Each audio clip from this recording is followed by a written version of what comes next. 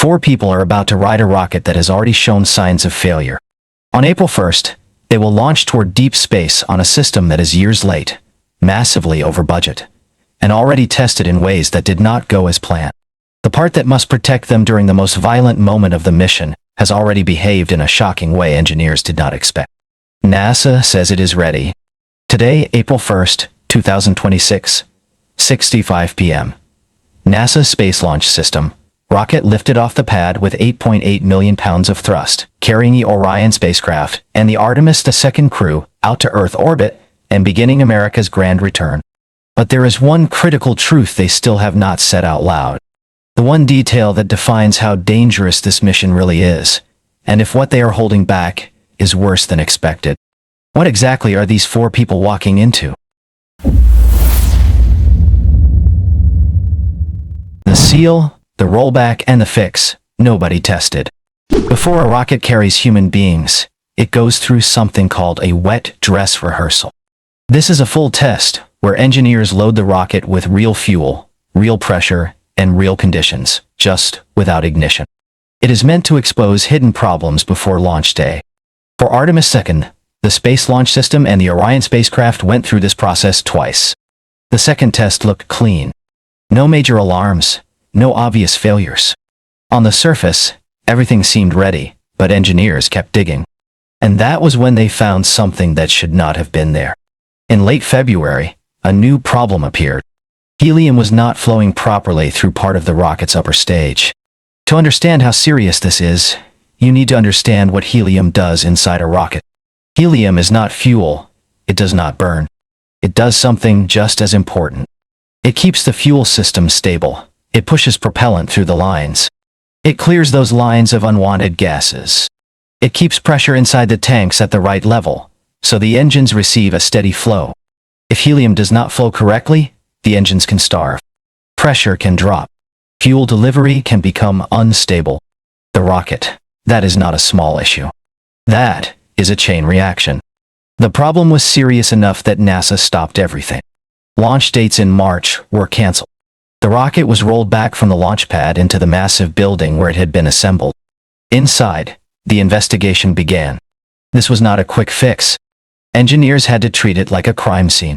They used X-ray scans to look inside the system. They recreated the failure in lab conditions. They traced the problem step by step. What they found was simple, but deeply disturbing. A seal had shifted just enough to block part of the helium flow. Not completely, just enough to disrupt the system. Here is where it gets dangerous. That seal sits inside the interim cryogenic propulsion stage. This is the upper stage of the rocket. It is responsible for one of the most critical moments in the entire mission. The translunar injection burn. This is the moment when the rocket fires again in space and sends the crew toward the moon. Once that burn starts, there is no turning back. You are committed to leaving Earth. If something fails there, the crew is not just stuck. They are sent into deep space without a guaranteed way home. Or the system fails violently during the burn itself. So engineers designed a fix. They tested it again and again. That sounds reassuring at first, but think about it carefully. If the fix was simple, why did it need repeated testing before they trusted it? What were they seeing that made them test it over and over? While all this was happening, another detail slipped by quietly. The flight termination system batteries were replaced. This system exists for one reason. If the rocket goes off course and threatens lives on the ground, it is destroyed mid-flight. That system needs power at all times. During earlier tests, those batteries were not in full condition. Now comes the decision that changes everything. After fixing the seal, NASA chose not to run another wet dress rehearsal. No final check under the same stress the rocket will face on launch day. Why? Because loading the rocket with super cold fuel creates stress. Liquid oxygen and liquid hydrogen are stored at extreme temperatures. Every time you load them, the metal contracts.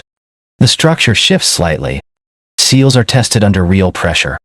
NASA said they had already learned enough from earlier tests. So the first time this repaired seal experiences full stress again, it will be with 4 astronauts sitting on top of it. Critics have wondered why they are taking that risk. Well, because time is running out. Every day pushes the launch window closer to closing, and this program cannot afford more delays. Now understand what is flowing through that system. Liquid hydrogen. This is the second coldest liquid used in industry. It is stored at -423 degrees Fahrenheit. At that temperature, materials behave differently.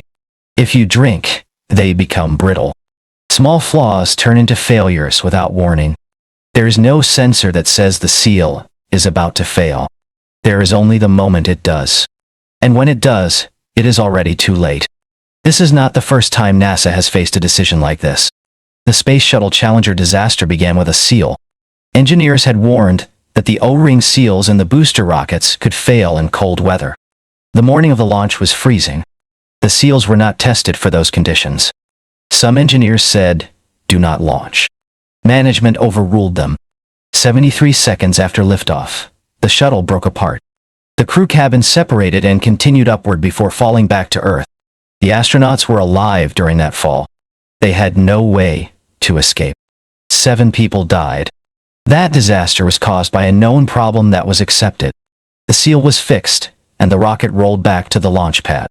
But the seal was not the only thing on this mission that had already broken once, and was flying again without a full solution in place. The most dangerous component on the entire spacecraft had also failed its first real test. The rocket that was supposed to launch in 2016. It was supposed to be ready in 2016. That was what NASA told Congress. That was what billions of dollars were allocated for. It finally launched in November 2022. 6 years late, and by that point, the cost had exploded from an original estimate of around $5 billion to well over $23 billion just to develop. Every single time this rocket lifts off, it costs more than most countries spend on their entire space program in a year. This is the rocket NASA is about to put 4 human beings on. The Space Launch System, SLS, is the most expensive rocket ever built. It was designed and contracted through a process that critics inside and outside NASA have described for years as broken. The Government Accountability Office flagged it repeatedly for cost overruns and schedule failures. NASA's own Inspector General called the per-launch cost unsustainable. So why is it still flying? Because it is the only rocket on Earth right now that can send people to the moon. Space Starship is still in development and has suffered multiple catastrophic failures during testing. Blue Origin. New Glenn has reached orbit exactly once. Until one of those vehicles is ready and certified for human lunar flight, the SLS is the only option NASA has. That is not a position of strength. No. That is a hostage situation. And the people who fund this program know it. There is something else that makes this even harder to ignore. Humans have already been to the moon. Apollo program did it in the late 1960s and early 1970s. Astronauts landed, walked on the surface, and came back safely. So the question people keep asking is simple.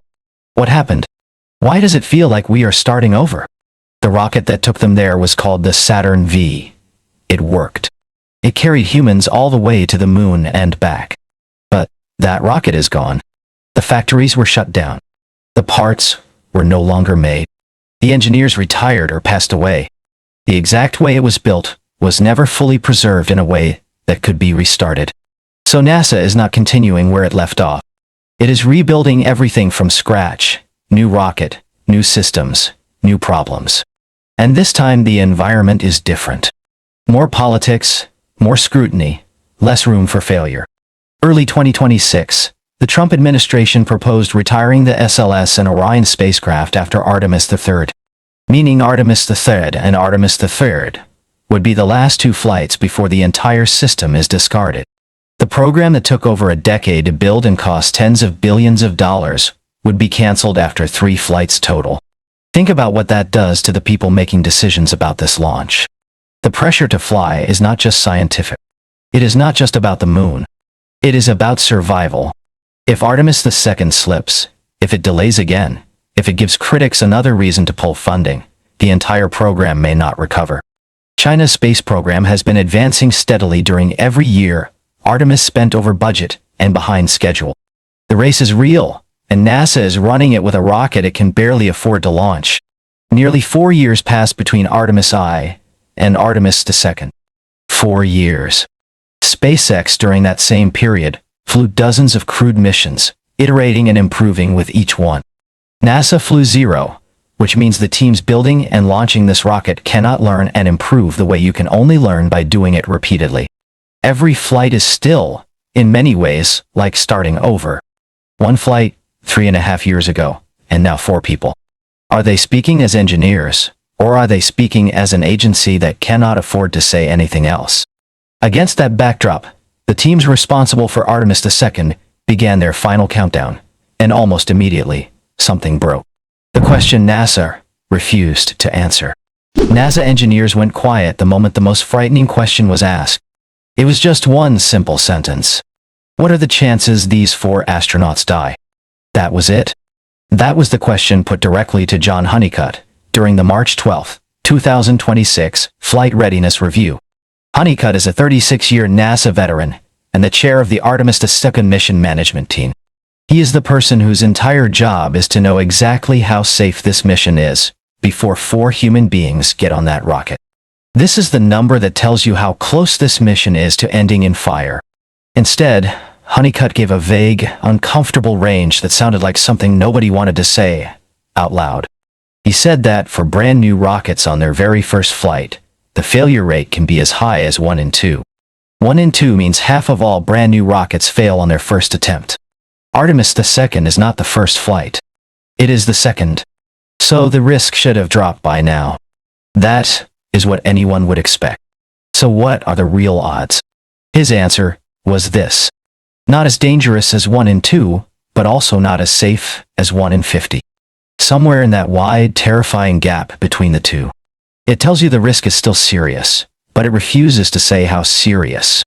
Critics have thought about this and reached one conclusion. That is a warning. So where is the real number? Because it exists. NASA has already calculated it. They have internal risk documents, detailed models, probabilities for every failure scenario you can imagine.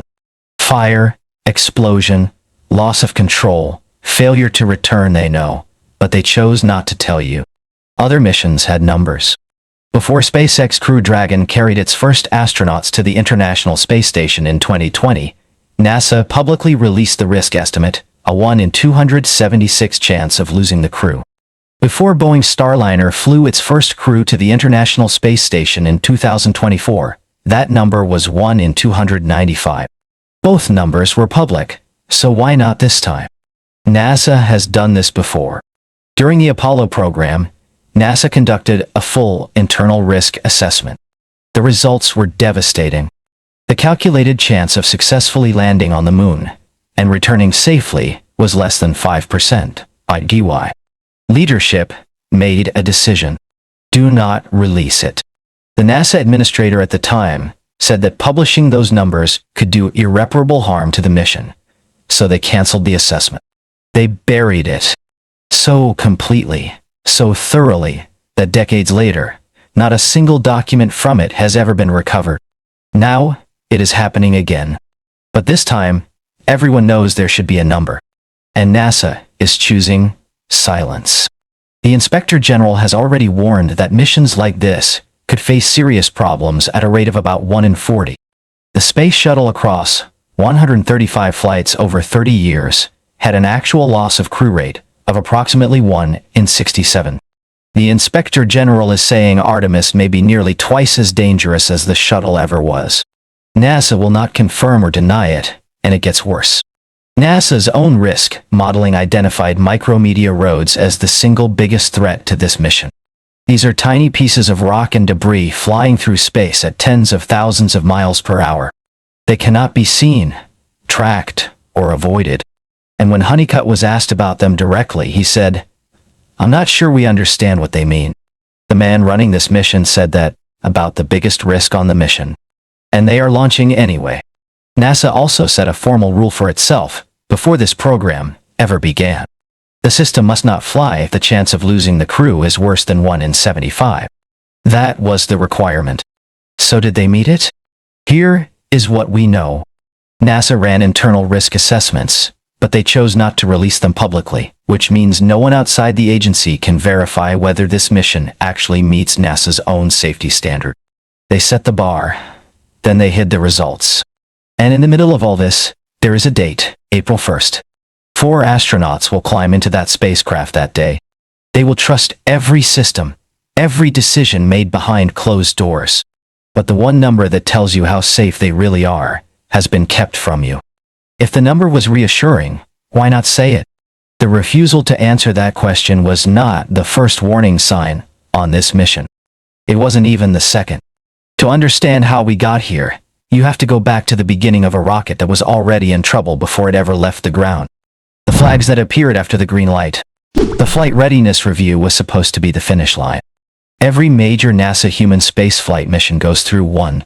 From every department gather and go through every system, every component, every outstanding concern. They vote. If the vote is unanimous, the mission gets its official green light.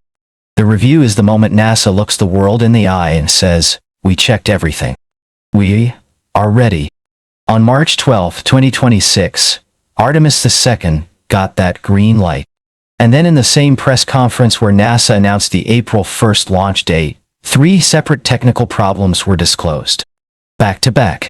They were presented as minor housekeeping items on the way to launch. The first one involves how the rocket steers. The Space Launch System does not fly straight on its own.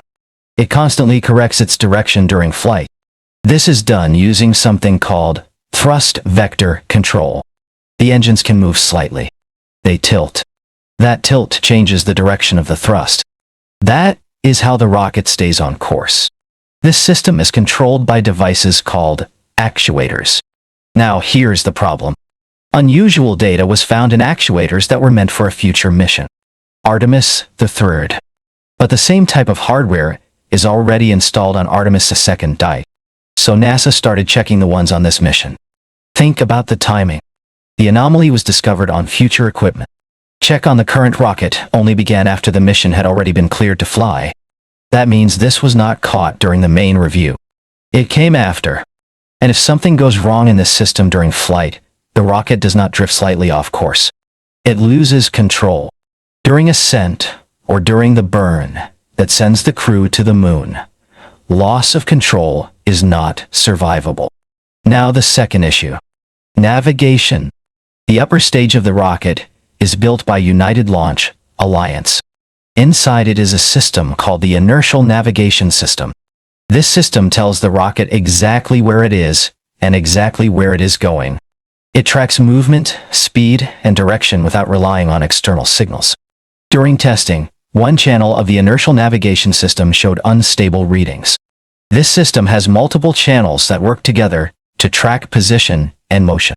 So one channel giving inconsistent data is a serious warning sign. It did not completely fail, but it produced data that engineers could not fully trust. So what did engineers do? They used something called burn-in. This means they ran the hardware repeatedly in a controlled environment to stress it and force any weak electronic components to fail early. After this process, the system appeared stable again, and NASA accepted it for flight. But understand what that means. Burn-in is not a true fix. It does not remove the root cause. It only reduces the chance of early failure. It is a way of exposing hidden problems, not eliminating them. It is an admission that the system had a reliability concern. And this system controls the trans-lunar injection burn. That is the moment the crew leaves Earth for 8 days. That burn has to be exact. If the angle is even slightly wrong, the error grows over distance. Over 250,000 miles, a tiny mistake becomes a massive miss. The spacecraft could miss the moon entirely or enter a path that cannot escape from with the fuel available. During earlier full launch tests, there were communication problems between the rocket and ground control. In one of the wet dress rehearsals, the Launch Control Center actually lost contact temporarily with systems on the ground side of the mission. NASA said this issue was identified, and teams worked through it during the test, meaning communication was restored, and the rehearsal continued. But they did not clearly confirm that the root cause was permanently fixed for flight. During launch, everything depends on clear communication. If an engine behaves unexpectedly, if the rocket starts to drift, If something breaks, the crew and mission control must talk instantly. Even a short loss of communication at the wrong moment can delay a critical decision. NASA said they were working through the issue. Working through does not mean fully solved. It means the problem appeared, it was managed during testing, but there is no clear public confirmation that it cannot happen again. So if the review is supposed to catch everything, why are new problems still appearing after it is done? 126 days of mission simulations, thousands of engineers, a unanimous flight readiness review vote, and a crew that heard every word of it. The heat shield, the seal, the skip test, the unanswered risk question, and made their decision anyway. 4 people who know more about what is wrong with this mission than anyone watching from the ground, and on April 1st, they are going to get in. The heat shield that already failed. When this mission ends, it does not end quietly. The crew will not just drift back to Earth. They will slam into the atmosphere at over 25,000 miles per hour. At that speed, air does not feel like air. It behaves like a solid wall. The spacecraft compresses it so violently that it turns into plasma. Temperatures rise to around 5,000 degrees Fahrenheit. That is hotter than the surface of the sun. The only thing standing between the crew and that heat is the bottom layer of the Orion spacecraft. The heat shield. The heat shield. And the last time NASA tested it for real, it did not behave the way it was supposed to. During Artemis I test mission, the capsule returned safely. At least that is what the public believed at first. Months later, NASA revealed something very different. The heat shield came back damaged in a way that was never expected. This shield is made of a material called avcoat. It is designed to slowly burn away during re-entry, which is the moment a spacecraft comes back to Earth from space and hits the atmosphere at extreme speed. The capsule is moving so fast that the air in front of it is crushed and superheated. That heat can burn through metal. Without protection, the spacecraft and everyone inside it would be destroyed in seconds. The heat shield is what takes that heat. This process is control. The outer layer of the avcoat heat shield slowly burns and breaks away as the capsule pushes through the atmosphere. Small, thin layers of the material peel off in a steady and predictable way. And each layer carries heat away from the spacecraft, preventing that heat from reaching the structure and the crew inside. That is not what happened during Artemis I. Instead, large chunks broke off, pieces that left behind deep charred holes across the surface.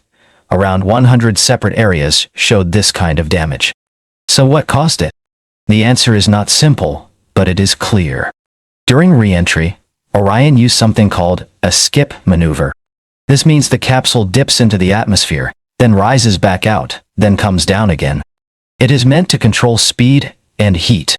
But inside the heat shield, something unexpected happened. As the outer layer burned, gases built up inside the material.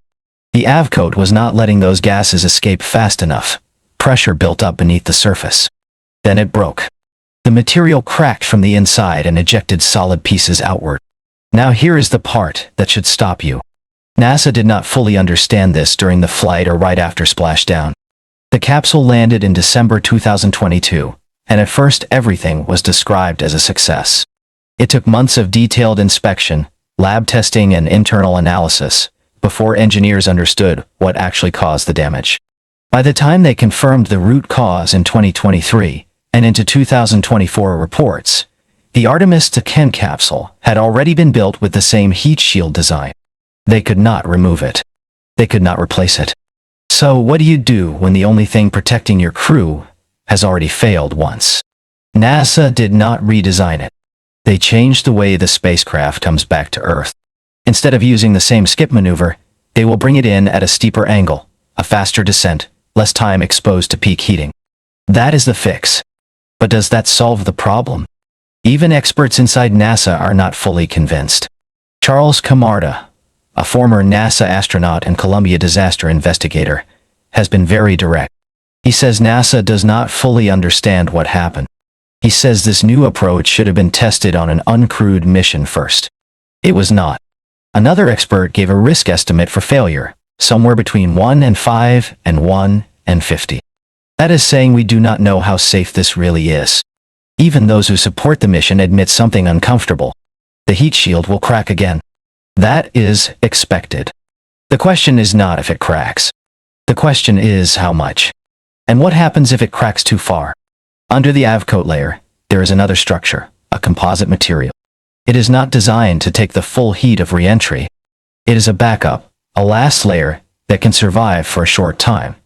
A very short time. Engineers call it the last line of defense. If the heat gets past the main shield, that is what is left between the crew and destruction. And there is more. During Artemis I, something else happened that was not widely discussed. The bolts that separate the crew module from the service module during descent were damaged by heat. 3 out of 4 showed melting and erosion. These bolts are critical. If they fail, the crew module may not separate cleanly. Recovery becomes uncertain. NASA added more protection around them for Artemis II. But this was not highlighted publicly. Now look at history. The Space Shuttle Columbia disaster was also a heat shield failure. During launch, a piece of insulating foam broke off from the shuttle's external fuel tank. That foam was meant to protect the tank from extreme cold. But it came loose and struck the wing at high speed. It hit the leading edge and created a hole in the heat shield. NASA saw the strike on camera. They reviewed it. They analyzed the data and decided it was not a serious threat. 16 days later, during re-entry, superheated plasma entered through that hole. It destroyed the shuttle from the inside. 7 astronauts died. That failure began with damage that was visible, known, understood to some degree. And still, it was accepted. Now we have a spacecraft that returned with 100 damage points on its heat shield. A failure mode that was not predicted. A fix that has never been tested in real flight conditions. And a crew that will trust it anyway. The heat shield, the seal, the skipped verification tests. Each one is a decision that can be individually defended. But there is more. Because in the days immediately following the flight readiness review that cleared this mission for launch, 3 more technical questions surfaced. What NASA is not saying, and why. Critics who have studied this program closely say NASA is not hiding one single secret. What they are doing, according to those critics, is something more systematic and more troubling than that. They are making a series of decisions that each look reasonable on their own. But when you line them all up together, they describe an agency, flying a mission it cannot fully characterize. Under pressure, it will not acknowledge. Past a risk number, it will not say out loud.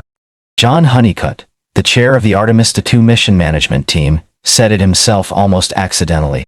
He said that when you develop a probabilistic risk assessment, it might scare you.